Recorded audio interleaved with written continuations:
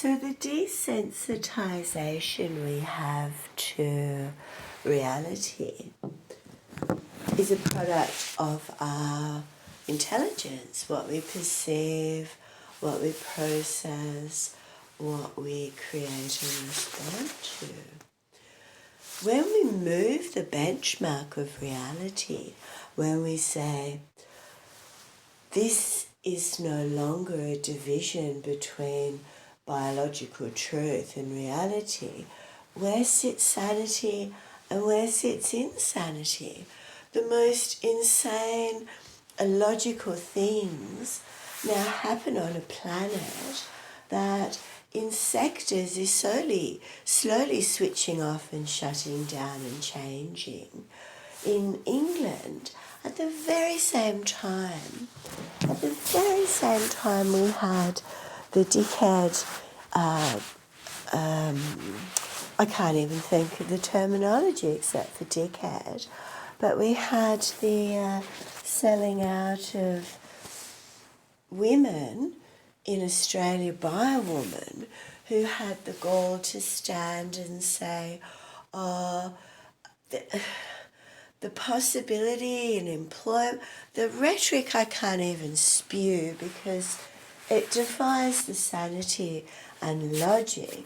And to even take it further, because one, it just steps out of the bounds of commonplace work law into a subsequent reality that we can't label and license because it's fake, it's false, it doesn't exist. Women are born, they are not worn. They are not that, I'm sorry if I mispronounce the autogynephilia or some sort of perception, I don't know if it's erotic or whatever, that bases a man wanting to be a woman. No, there's only two genders and they're based in biological reality. And to treat an adolescent's mental health issue like, this is why I am so anti and fucking opposed till the day I die of wokeism. Because what kind of a cripplingly dumb fuck adult will listen to a 4-year-old and go, oh yes, of course Jessica's a little boy, he likes pink, like, or he likes blue, like, oh fuck, my own personal rhetoric is very biased, working in education and working for children, and literally in the tens of thousands of children I've encountered in a full-time career as relief teaching, and some days I could have over 150 kids, say. That's pretty rare, but, you know, different classes, different faces, 5 different schools a week. For all the kindy, for all the prep, for all the general public encounters, for all the fucking relatives or family or fucking whatever. You cannot tell me a 4-year-old has any fucking intellect to know anything about their nuances of gender or womanhood or biology, or sensing that they need to be of a different gender. Please, someone correct me if I'm wrong, but don't toddlers and babies and fucking preschoolers and the little kindies and the preppies spend 90% of their lives leaking from every fucking orifice. Like, you know, they still go to school in nappies. It's terrifying. So, it beggars belief that you would concede as an adult functioning human to a 4-year-old's nonsense and not guide it or ignore it, or it's a play as they do their playing. But if these little kids are such fucking geniuses, or fucking genii, if that's the plural, send these little cunts on a plane off to the Middle East. They can do all the peace negotiations. Like, the logic's got to have a flow through, doesn't it? Why aren't all these kids growing up to be beyond geniuses, and they're not? You know, the terrible statistics are they commit murders and detransitioning, and it's a mental health issue that deserves love, light, and above all, healing. And you don't fucking heal a child by one, pandering to nonsense, and two, mutilating a healthy body with chemical castration and a lifelong chemical dependency that is at the mercy of, you know, American, who knows, European pharmaceutical drug lords. For the rest of your infant and child's life, they're dependent on third-party chemicals. Top that off with castration. That makes no literal sense when there's, I won't even go into the weeds of rhetoric because, as Hamlet said, and I will do this so poorly, I have no justice for speaking the words of Edward de Vere as an actor, but the speech where words are repeated 5 times consecutively, is it? The soliloquy, the talking to oneself.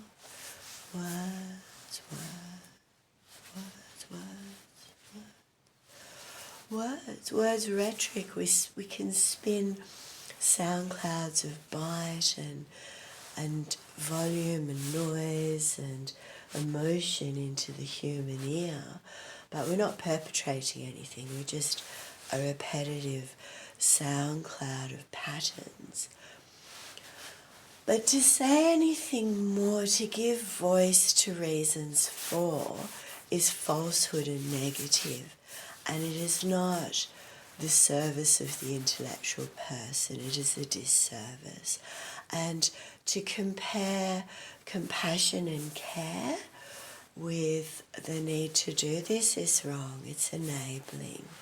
And a teenager, their mental health, because there's 2 very distinct issues with the trans basis in non-reality and the accordance of, it's like, who was the Chinese bloke with the bat that ate the bat that supposedly started COVID? You know, it's that sort of myth and fairy tale. So with trans, there's 2 very distinct camps. There's mental health issues of an adolescent, and they are criminal and chronic, and they all threaten suicide. And as a recipient myself of body dysmorphia issues, I know the horror, the disattach, but I know that the pathway to healing that is not fucking chemical castration, it's not surgical mutation, it's not a lifelong dependency on being a parody. That is only that. You will never, when the makeup's gone, when the threads of acrylic have dissolved after how many thousands of years, when, you know, a shell is dug up of your bones, in your DNA you will be either a woman or a man, you know, apart from the rare anomaly in nature. But to walk outside that and to give no benchmark to sanity, then how do we have, and this is all my discussion on this issue stems back to the benchmark of what is reality, what the fuck is reality, and what happened to it. And we do have cultures and mindsets that are very sharp and clear in sharing a lot of things. Child abuse is right up there. That's the number one thing that, you know, defines and unites a community. We will fucking not tolerate that. We will have, you know, a police force and detectives and a judicial system to hopefully deal with that well. And we will not have a society where politicians who, please argue me the point against this, and we take out the cult of celebrity. We do not need our taxpayer money, our fucking money, channeled through agencies of personal charisma or personal fucking show and tell. It is criminal that politicians put their children online. We just need AI accountancy software that will, in a heartbeat, run things smoothly with transparency. We just set up the programs that are needed. We run shit accordingly to the experts, to data, to being led by the professional within that sphere. Like the comicality, I think I'm just being, I was going to say nepotistic, but that's the government as well. That's a bit of a Freudian slip, a neologist, and make that word up to say, you know, the current Tasmanian government plays into very much, you know, what the fuck happened to reality comedy show, because it's about the comedy of politics. You cannot get a more base level, dysfunctional, fucked government that makes you laugh because it is criminally insane. Like, it's criminally fucking insane. And it's run by base level lunatics. An ex-auto-curator, which is the antithesis, the anathema of intellect. It's a void duct, it's just repeating words.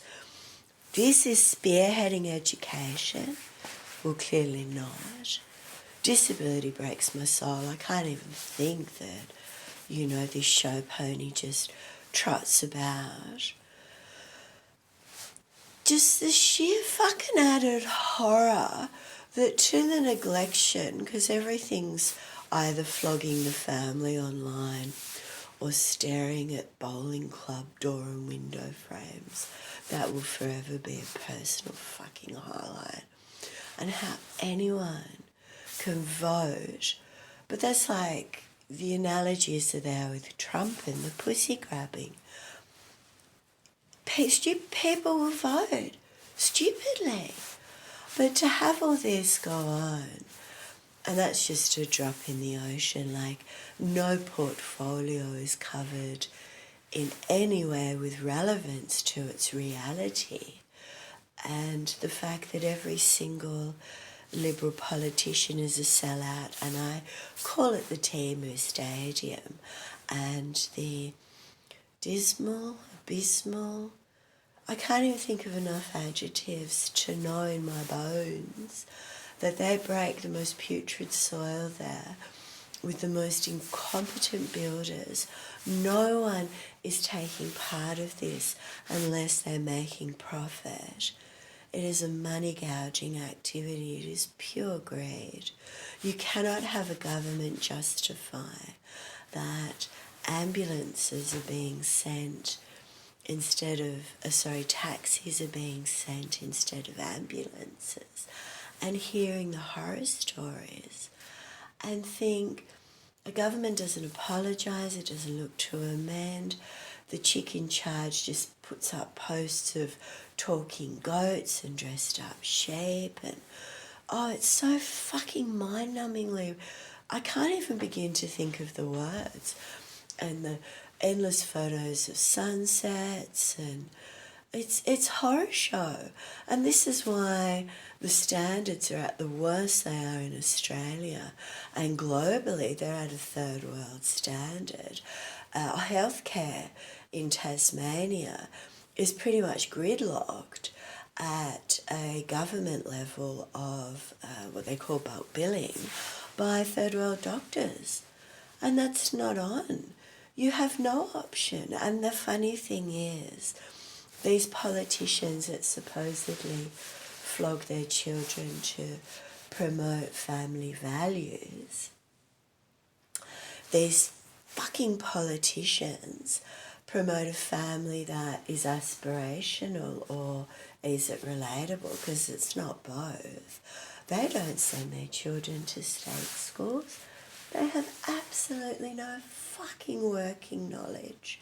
And to be so detached from the chain of command, you either have, or in my opinion, you have two roles of functionality. You have the pure business management of your department, and that's number crunching, staffing, the black and white, the accountancy. And then you have all of the advanced management skills that bring in a constant elevation of standards, world-class teaching practices, world-class facilities, fucking joy and happiness. Like to hear a teacher say, I'd rather the kids have their phone bags because I'm sick of shit being thrown at my head, is heartbreaking.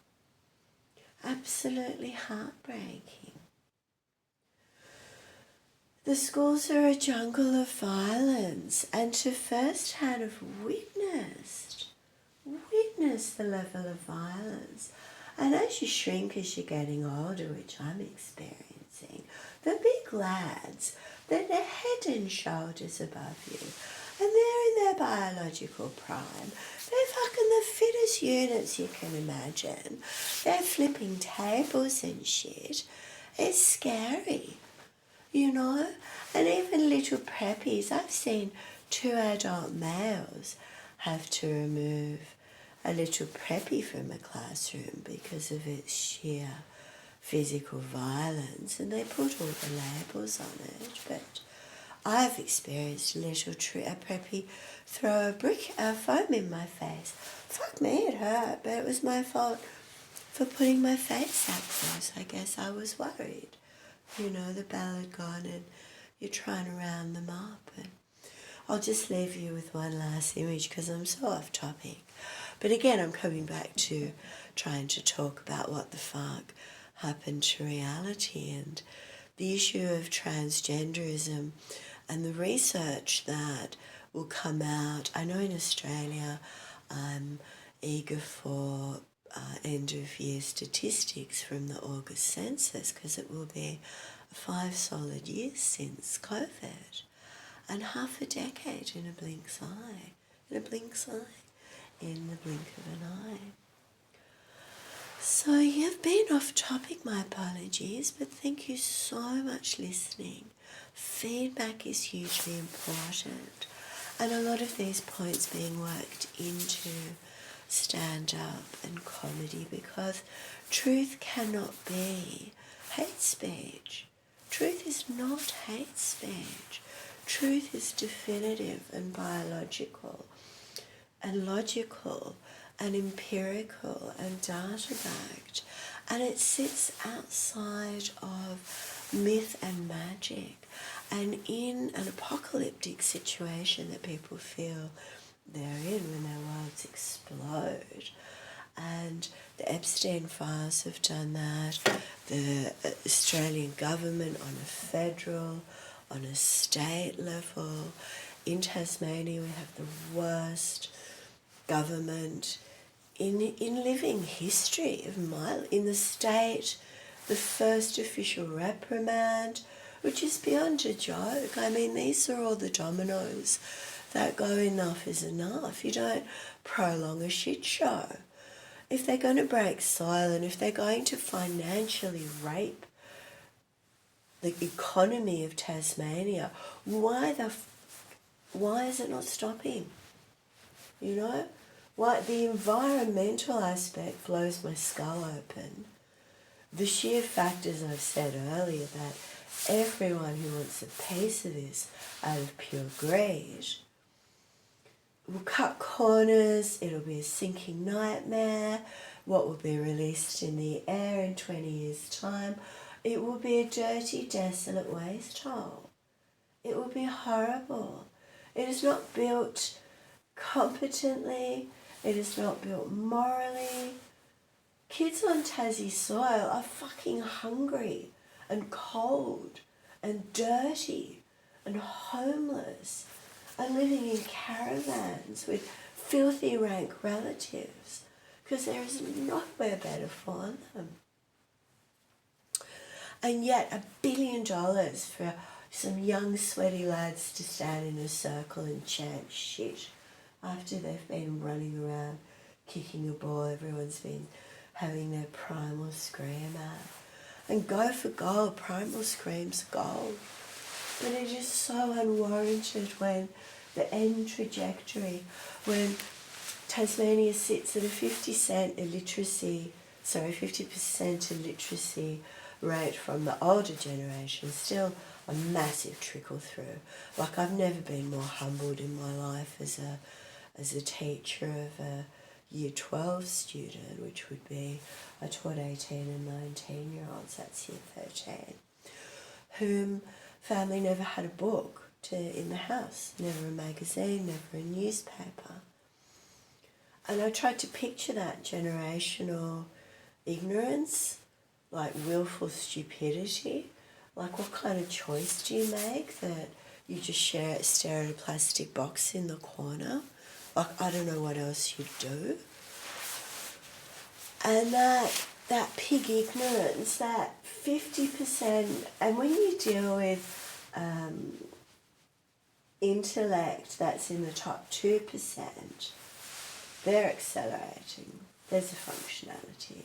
Then you've got the lesser degrees, and then you've got the pig ignorant that are the 50% stupid, and the solid, ingrained, lack of vision, lack of perspective, lack of functionality, and to have no self-awareness. And that's what I truly love about Tasmanian politicians. Beyond the logical realms of sanity, explain to me how two fucking grown adults are in some sort of male and female lying on the floor Pilates class, who fucking knows, asses in the air, like you're seeing ass cracks, and some dickhead chick, which I didn't notice, has got a camera.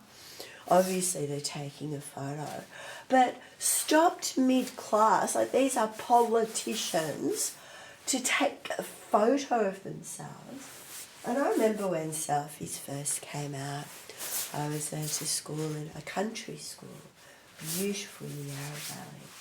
And I was thinking, what the fuck are kids turning the cameras down looking at themselves for? They're so fucking mental. And another English teacher was explaining it to me, what a selfie was. And I'm like, oh mate, in my day you just wouldn't be right doing that. But these two politicians, male and female, with people's legs and asses in the air, so it's clearly mid-class, stop and take a self-congratulatory photograph, because we've got a newly re-elected education minister. Oh, well done. And do you know the very first thing our newly re-elected education minister did? Sorry, I'm literally getting bile in my throat. I have to cough.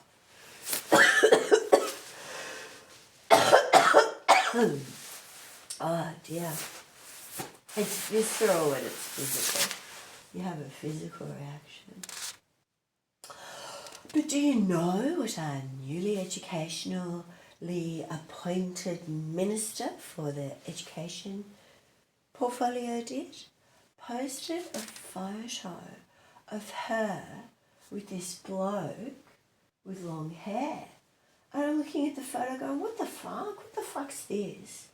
And then you look at the photo and you realise it's a 19-year-old wedding photo. Like, we don't fucking need to know your wedding birthday fucking celebration.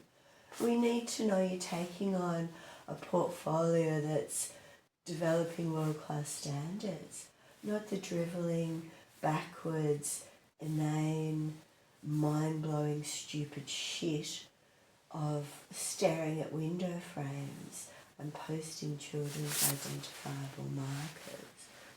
And the drivel is shit. So there's this actual Facebook post, like somewhere out in the stratosphere in the reception of eyeballs, some fuckwit, some dumb fuckwit, the one that voted for them clearly, looks at that and thinks, oh, it's lovely, well that's good, well that's nice. Oh my Lord, you do not want to see someone's ass in the air and some self-congratulating wank and then black back, because I didn't grow up in Tasmania with an idiot box. I didn't watch a TV growing up. I've got better things to do with my intelligence. I was addicted to all the good comedy shows as a child and, you know, the quality shit, that's for sure. But the news never. And that's been the indoctrination of the stupid in Tasmania by a Liberal funded media machine, as all media machines are. They are not unbiased, they're fully funded and on an agenda, and it's just absolutely hysterical. And I think the argument about the ABC going into the free market now and not being government funded is exceptionally interesting, because the trajectory of where the ABC has been and what it's brought to the Australian culture. And I think with Number 96 and Play School and all the cultural shows of, you know, our childhood, we don't want to see that tarnished, but at the same time, what political forces are at play. So it will be interesting to see the outcome of that. But back to, and finally, the what the fuck reality. So the self-congratulatory ass in the air post. But the funniest fuck, like, oh, I'm the education minister, here's an old photo, which turns out to be a wedding photo, and the bloke with all the hair is now a bold dude. She's and I never put two and two together. Like, I thought Guy Barnett and who's the other dipshit? Oh, there's 3 or 4 of them. The only one I can tell apart with has the moustache. And he's as funny as fuck. Just walking off when he's asked a question. Like, where? I'm sorry, I'm elevating. But you're paid by the public politician. If someone asks you a question, you answer it. You don't go mute and walk off. That's the very definition of getting sacked. Tell me what other fucking job you could do that. What, as a teacher, someone asks you a question, you just go mute and walk off? But anyway, so the education minister, this is like what the fuck with reality, the education minister posts a wedding photo of a bloke she's now bowled with. And I have no fucking understanding of the purpose of this bold bloke's cushy job. I look at the council and it's just tables of endless fucking people achieving jack shit that an AI accountancy software program wouldn't, you know, fix in a heartbeat. Like, for rates to go up and produce absolutely nothing of venerable difference. I think I've seen in my lifetime 2 new bus stops. Take that in with the majesty of breath.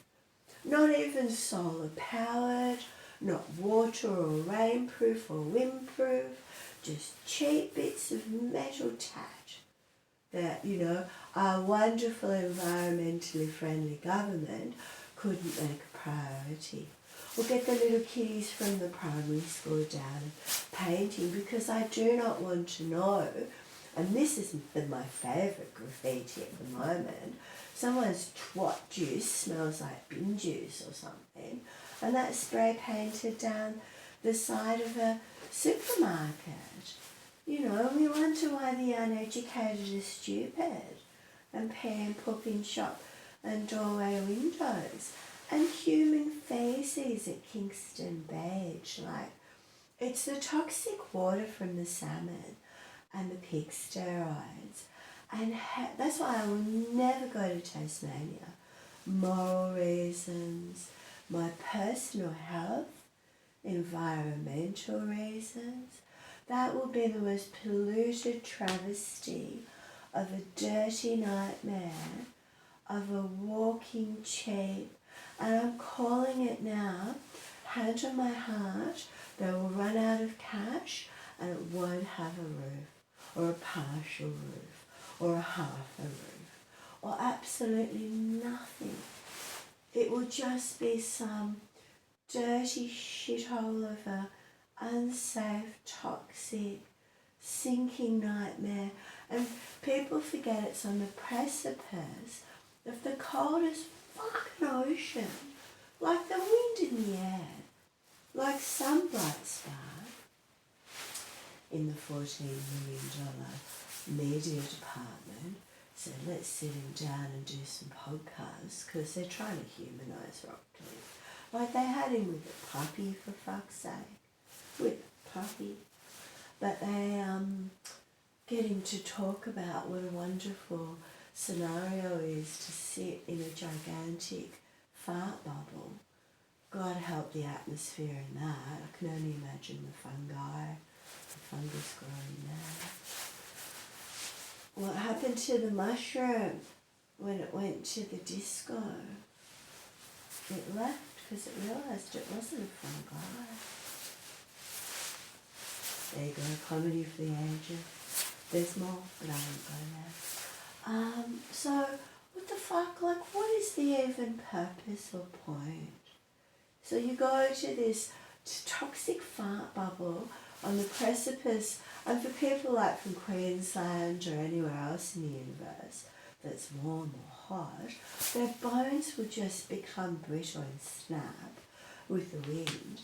And you've got this dipshit, inarticulate fuckwit of a bloke who has no presence, no empathy, no speech patterns that are engaging or alluring, no manner to him whatsoever, trying to convince the masses that total lack of infrastructure, like there is zero transport, so the tens of thousands of people flooding the toilets and walking the streets when they leave that facility are fucking walking in the most cold, Arctic bloody, and they'll be into the coffee shops for sure.